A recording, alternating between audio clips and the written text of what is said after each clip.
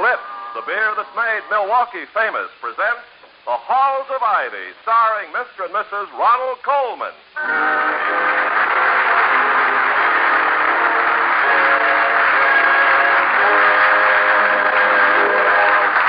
Good evening. This is Ronald Colman. And Benita Coleman. Inviting you to join us again on the campus of Ivy College as the guests of our sponsors, the brewers of Schlitz beer. The taste of Schlitz, the taste so many people prefer, has made Schlitz beer first in sales in the USA. If you like good beer, do as millions of people are doing all over the nation. Ask for Schlitz, the most popular beer in history. And now, the Halls of Ivy.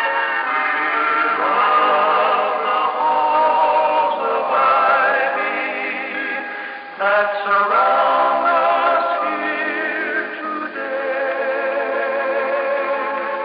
Welcome again to Ivy. Ivy College, that is, in the town of Ivy, USA. On almost any campus, Saturday morning is an occasion for late rising, eager preparations for various forms of violent relaxation and assorted escapes from academic confinement. Dr. William Todhunter Hall, president of Ivy, also appreciates the boundless promise of the day.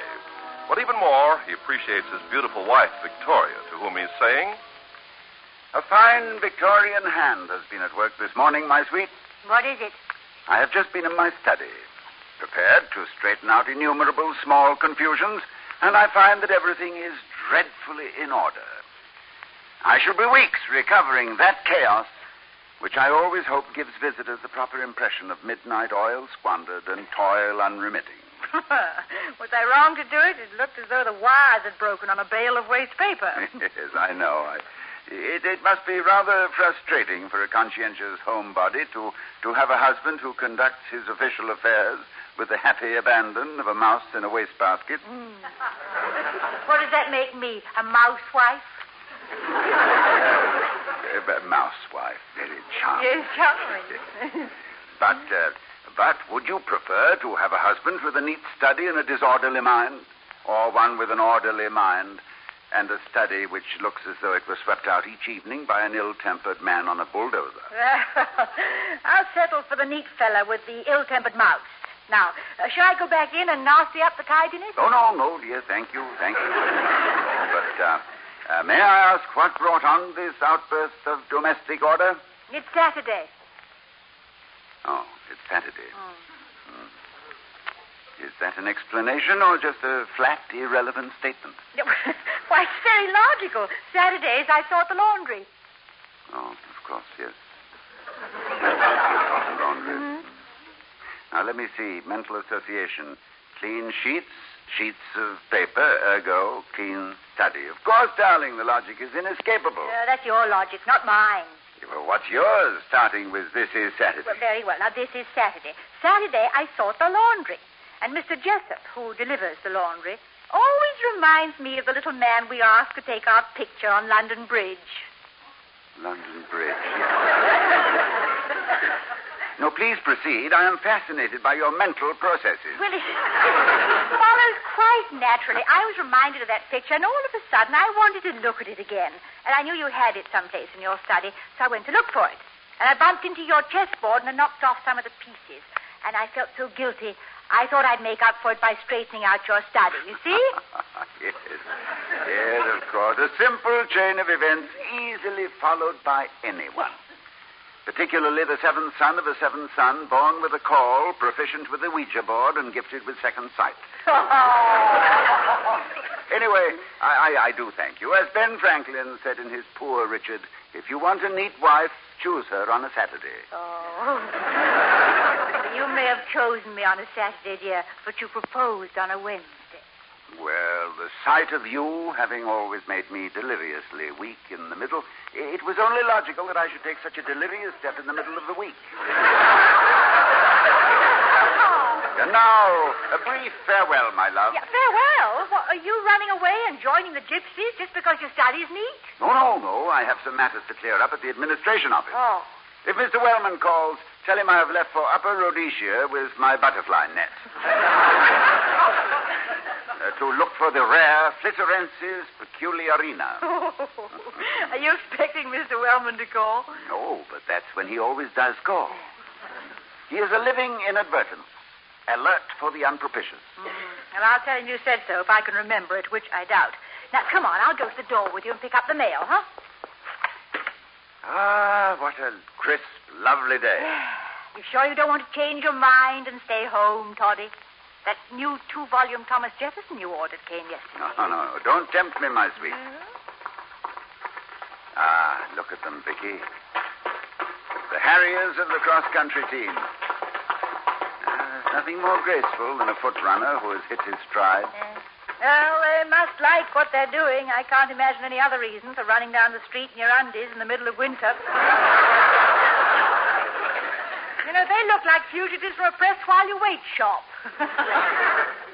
Coach Simmons seems to think we have a good chance against Bradford next month, thanks to Bruce Dillon. Dillon? Oh, isn't he the long-distance man? Just distance, darling. Oh. Long distance is usually a woman. Well, at any rate, Bruce Dillon is the best 2-miler Ivy's ever had. Oh, look at that poor little perisher. They've left him way behind. No, dear, the others moved ahead. That's Wally Lovett. Oh, yeah, I know him. Don't they call him tag-alongs? Yes, but he makes up in eagerness and perseverance what he lacks in ability. Hello there, Wally. Oh, morning, Dr. Hall. Hello, Mrs. Hall. Well, we didn't mean you to stop, Wally. Aren't you being timed or something? 5 minutes won't make much difference one way or the other. They don't use a stopwatch on me. Just an hourglass full of wet sand. Haven't got my strides yet. And my breath's a little short. Oh, it'll get better when you catch your second wind, Wally. That's what the coach is always telling me. But I'm still working on my first wind.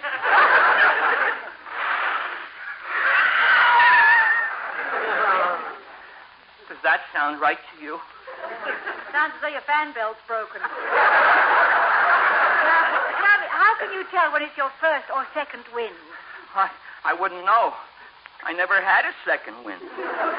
But they tell when you've forgotten your arms and legs and you don't know you're breathing and you don't feel anything and don't care, then you've got your second wind. Or else you're dead. Wally, tell me, if running is as painful for you as it sounds, why do you do it? I like it. No further questions? Of course, I'd like it a whole lot better if I could come in someplace before last, just once. Well, if determination and faithful practice have anything to do with it, I'm sure you'll have your reward, Wally. Well, it's a cinch I'm not going to get any better just talking about it. Besides, I guess I've given the other fellows enough of a head start. Joke. And away I go. Bye. Goodbye. No, he reminds me of a rag doll. He doesn't run, he just flaps. Is he really going to try and catch up with the other boys? Try, yes, but he won't, and he knows he won't. But that isn't what's most important to him right now. He's still looking for his second wind. And when he's found that, Vicky, he's won his first prize.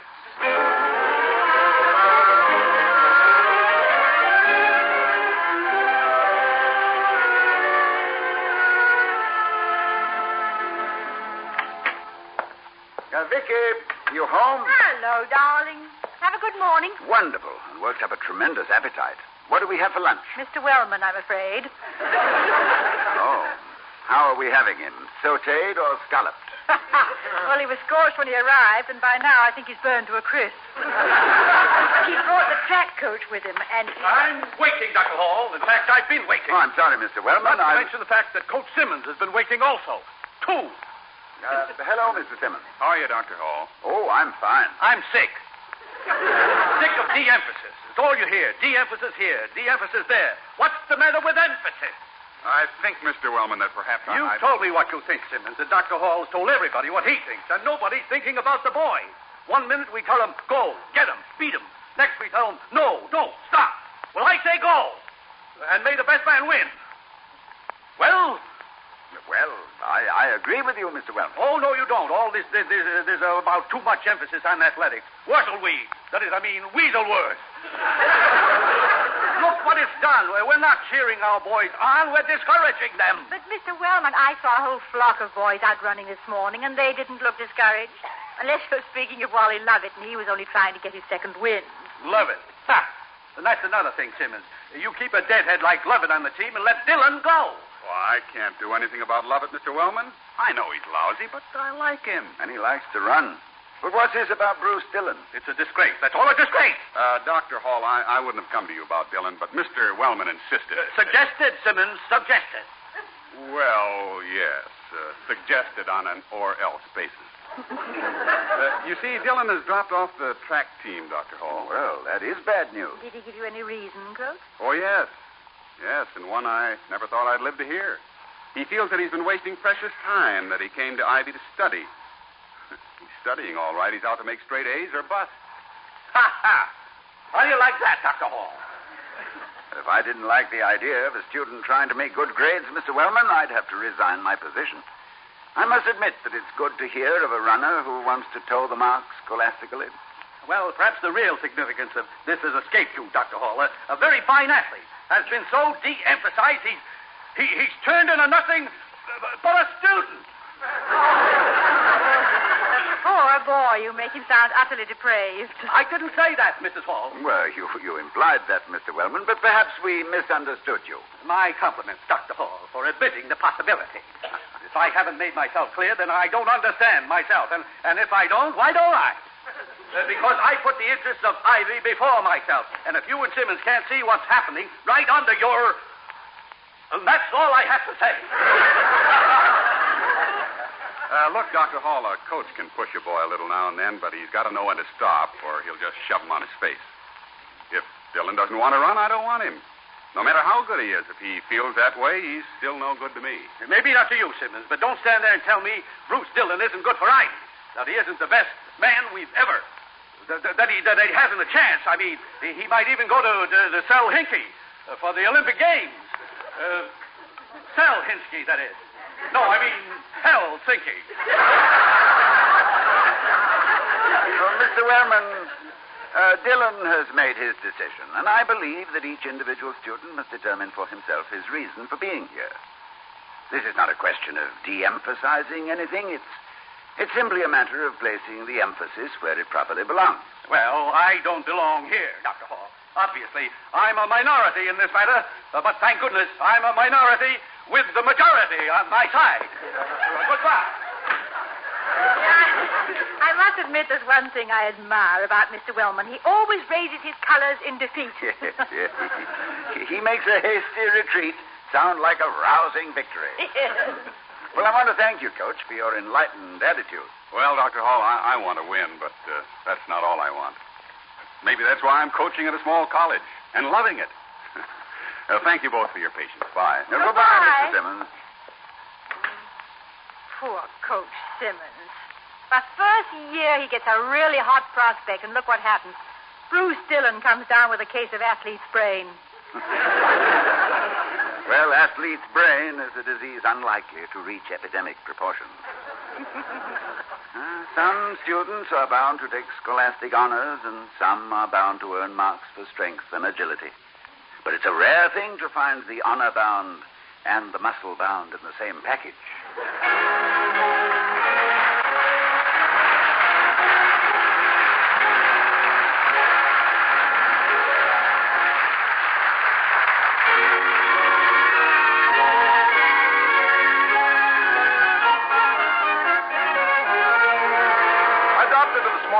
Lab of Doc Bateman, the head of Ivy's chemistry department, the other day.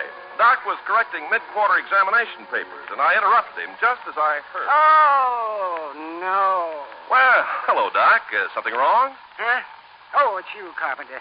There's nothing wrong. I'm merely exercising your professor's right to groan at the answers I get to my exam questions. Oh? Well, what particular answer had you on the ropes as I came in? Question 4, part 2 of our recent Chemistry 1 exam reads, and I quote, describe the composition of coal. Mm-hmm. That's a good question. What's wrong with it? Of course, it's a good question. The only thing wrong about it is this answer. And again, I quote, coal is composed of big chunks and little chunks and coal dust. Well, isn't it? Oh, Carpenter, everyone except you and my students know that coal is a carboniferous stratification of vegetable matter. Sure. I know, Doc, but who cares? You say who cares to me? Julius Charles Bateman, head of the Ivy Chemistry Oh, Department? look, Doc, I'll explain. For example, you take Schlitz beer. Beer lovers know that it's brewed from select barley and hops and yeast and other fine ingredients. But what they really care about is how Schlitz beer tastes. And let me tell Just you, a minute, Doc. Carpenter. Let me save you the trouble. Schlitz beer tastes so good, it's the best like beer in America. That what you were going to tell me? Well, that's right, Doc. How'd you know? Carpenter, I've heard you before. Don't ask me why I listen. I just do. A man has to have some weaknesses. And besides, I like Schlitz beer myself. Ah, good for you, Doc. Oh, yes.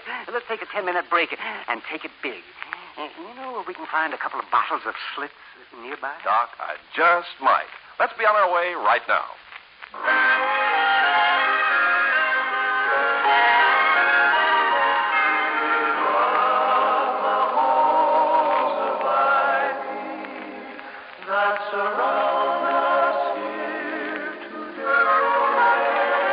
As we return to the halls of Ivy, it's a few days later in the early afternoon, and Dr. Hall is in his study. As a matter of fact, he's in a brown study when his wife, Victoria, enters. Oh, why, Charlie, I didn't know you were still here. I thought you'd gone. A slight delay, Vicky. Oh. Mr. Wellman's secretary called to say that Clarence would be coming over at 2:30, and he didn't want to miss me. I hope you told her that you wouldn't miss him. Yes, well, the retort occurred to me, my dear. But insults, when necessary, and they almost never are, should be personally delivered, not through secretaries. Oh. Well, with you, dear, bad manners are an effort. What you looking at? No, nothing, just an old scrapbook. Well, let me see. Oh, Charlie, look at you in your underwear. Vicky, that is a tracksuit. Oh. I was somewhat of a dash man, you know. Well, you're still dashing to me, darling. But didn't your knees ever get cold? Well, when one runs the 100-yard dash in approximately 10 seconds flat, one is totally oblivious to the weather. Of course, I use the word approximately loosely. The truth is that my best time was 10 2/5 seconds, and that was considered quite good in those days. Well, what are you doing back in those days at this particular moment? Why the research? I was checking on some track records before I started working myself down to a maudlin nostalgia over my undergraduate athletic triumph. I was trying to find out when we last defeated Bradford in track. I found out it was a long time ago. You really did have high hopes of winning this year, didn't you, darling? Well, Yes, of course I did, Vicky. Until Bruce Dillon dashed them. Oh, mind you, I have nothing but admiration for that boy. No. How many times to find a young man who is such a brilliant athlete, who can win so many honors, and yet who can make such a courageous decision to give them up? After all, it's not often that you... I wonder, and mind you, I wouldn't confess this to anyone but you, Vicky. No. But I wonder, was it really necessary for him to take such a drastic step? Well, do you think you could maybe talk to him and change his mind? Yes, I could talk to him, and no, Vicky, how can I? How could I, as the president of the university, go to a student and suggest that he is overemphasizing his studies? Yeah, I can see where that might confuse him slightly. But why couldn't you suggest that perhaps he might more wisely distribute his time and energies? You mean, say, 2 hours in the library to an hour on the field? Yes. Yes, that's not a bad idea, Vicky. I could... No, I couldn't. After all, he's crossed his Rubicon, and I can only commend him for it. Besides, you can be very persuasive, darling, and you wouldn't want to influence him, would you? Oh, no. Nope, the issue is closed. Yes. Nothing to do but forget it. No. Of course, this was just a moment of weakness, Vicky, I could only indulge in the privacy of my own home. Yes. Thanks to your It understanding. isn't going to be private any longer. Almost the first, if not the only virtue you notice in Mr. Wellman is that he's always punctual. Dr. Hall is expecting in this place. Thank you. Hello, Dr. Hall. Oh, hello, Mr. Wellman. Well, good afternoon, Mr. Wellman. You sound tired. Aren't you feeling well? Yes, it's not me that's sick. Dr. Hall, I know there are times when I seem to lose control of myself in my eagerness to serve Ivy. Which everybody knows you do with the greatest of energy and vigor, Mr. Wellman. Yes, and sometimes I may raise my voice and become... Well, you can't change human nature. But, Mr. Wellman, you've changed. I hardly recognize you. Thank you, Mrs. Hall. But it's too late. Well, good heavens, what's happened? It was just a matter of a few days before he would have to change his mind, which I never had any doubt of, that he would. Never for 1 minute did I believe that Bruce Dillon would stick to that ridiculous, that insane, that nonsense of his. And has he changed his mind, Mr. Wellman? He's sick, Dr. Hall. Dillon is in the infirmary. Oh, well, that's a shame. Oh, What's I'm the sorry. matter with him? He itches day and night. They examine him thoroughly, and they can't find anything. He just itches. Well, Mr. Wellman, I Obviously, think... it was bound to happen. A nervous breakdown. A fish out of water. A shoemaker should stick to his last. A grind to the millstone. His nose. But, Mr. Wellman, I think that... You were only thinking about academic standards. Simmons wasn't thinking at all, but I was all the time. I was thinking about the boy. But, Mr. Wellman... What is it, Dr. Hall? Mr. Wellman, you've started me thinking that perhaps your news may turn out to be good news. Good news? Our best crackman in the hospital? You call that good news? Why, Dr. Hall, of all the inhuman, the heartless, the cold-blooded... Well, Dr. Hall, all I can say is that with what you're thinking, I hope you can sleep tonight. Goodbye. Now I recognize him. That was Mr. Wellman. Yes, and he was right. I was thinking about academic standards. It made me realize that now I have to go and speak to Bruce Dillon. Come on, Vicky.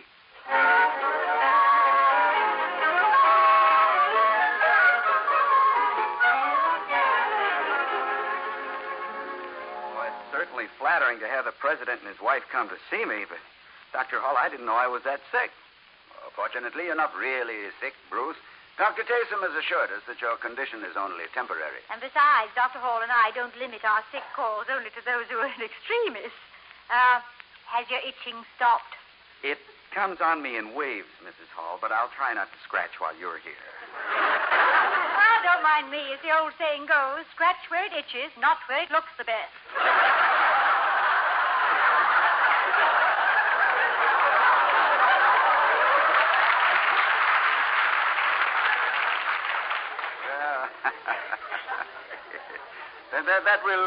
That'll subside, Bruce. Not likely to last the legendary 7 years. But you're just upset, emotionally as well as physically. It takes time for your system to become accommodated to such an abrupt change of pace. I guess I did stop track too quick. Oh, yes, indeed. You might easily have. I suppose I'll have to go back out and get some exercise. Good. Yeah. A half hour now and then in the gym ought to take care of me, don't you think, Dr. Hall? In the gym? Yes. Or, well, perhaps half an hour running someplace. I mustn't give it up too abruptly. Oh, no. No, if I did that, I'd end up on the track team again, right back with the same old problem. Oh, dear. See, I finally woke up and realized that I've been wasting my time for the past 2 years. Well, I hadn't heard that you were failing any of your courses, Bruce. Oh, I'm getting by, but at the rate I've been going, I won't win any honors. That's why I decided to knuckle down and quit spending so much time on something that doesn't mean anything. After all, when you go to Hey, college... Bruce, I brought you the books, yes? Oh, excuse me. Hello, Dr. Hall. Hello, Wally. Hello, Wally. What, no tracksuit? Oh, I just got out of class, Mrs. Hall. I'm on my way to the lockers now. You don't have to explain to me, Wally, just so I know you haven't thrown in the towel. Oh, no, not me, not now. Wait till you hear what's happened. Coach has put me on the team for the cross-country run against Bradford. Well, that's great, kid. Well, congratulations, Wally. I know you'll do splendidly in the long run. In the long run. Thank you, my boy. Oh, well, you see, Dr. Hall, the coach figured it this way. If I finish at all, it'll count for a point. Now, the fellows put it another way. They say there's always the happy possibility that one of the Bradford guys will drop dead. And there's also the chance that you'd stumble over the body, thereby ruining your own chances. So let's hope that your triumph will be over live runners. Well, I might surprise him if I ever get my stride. It's getting a little monotonous coming in last. I hardly know the rest of the team when I meet him face to face. Well, there's one consolation, Wally. I've noticed that the last man often gets more applause than the winner. That's the story of my life, Dr. Hall. All the other fellas lap me, and a half hour later, in comes Wally Rearguard, and they give me a big cheer. And all I want is just one tasty little silver cup. Listen, Wally, I've told you what's wrong. You're pressing too hard. Look who's talking. Who's itching? Bruce, you're getting mental, bound. Your brains need a rub now. Well, I got to get out and practice. I'll see you. Bye, Dr. Hall. Bye. Goodbye, Wally. Come on, Wally. Oh, you know, Wally's my roommate, but I sure don't understand him. I don't think he's ever going to win anything, but he keeps knocking himself out. And for what? Oh, for the reason that people have been playing games since the beginning of time, Bruce. To take part in something. To try to win, yes, but most importantly, to take part in a contest of some kind. And it doesn't matter whether it's a potato race at a picnic or the Olympic Games. I was fortunate enough to attend the 1932 Olympics in Los Angeles. A little Japanese girl ran in the hurdle race. At the gun, she was left on her marks. Then she crashed into the first hurdle and took a bad fall. She picked herself up, ran and hit the next hurdle and fell on her face again. She hit every hurdle on the course, but she got up again and again, and she finished with tears streaming down her face and down the faces of almost 100,000 people in the stand. We all recognized that the courage, which would finish a course strewn with failure, had won a phantom ribbon to wear on her spirit. You've made your point, Dr. Hall. I guess I'm just dumb. You just proved to me that Wally's got more brains than I have. He isn't overemphasizing overemphasis. Well, you're not necessarily dumb, Bruce. You both make good grades, and you both love to run. The only difference is that while Wally hasn't got his stride yet, he's never lost his balance. And spiked shoes or philosophy, if you keep a sense of proportion, you're running on the right track.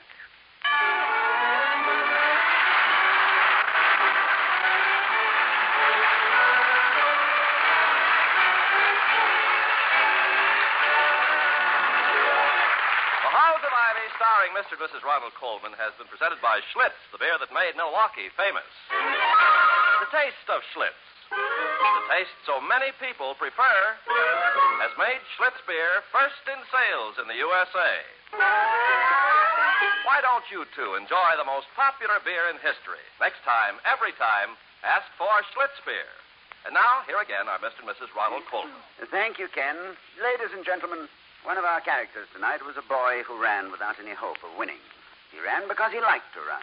Most healthy boys do.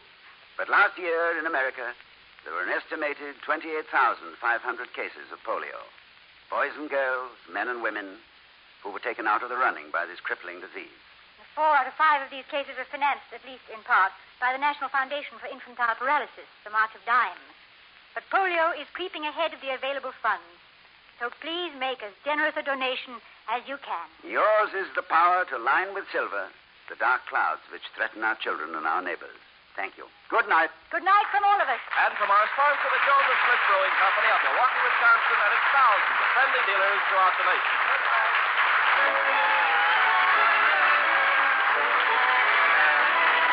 We'll be seeing you next week at this same time at the Halls of Ivy, starring Mr. and Mrs. Ronald Colman. Mr. Wellman is played by Herb Butterfield. Also in our cast were Ken Peters, William Tracy, and Victor Perrin. Tonight's script was written by Barbara and Milton Merlin and Don Quinn.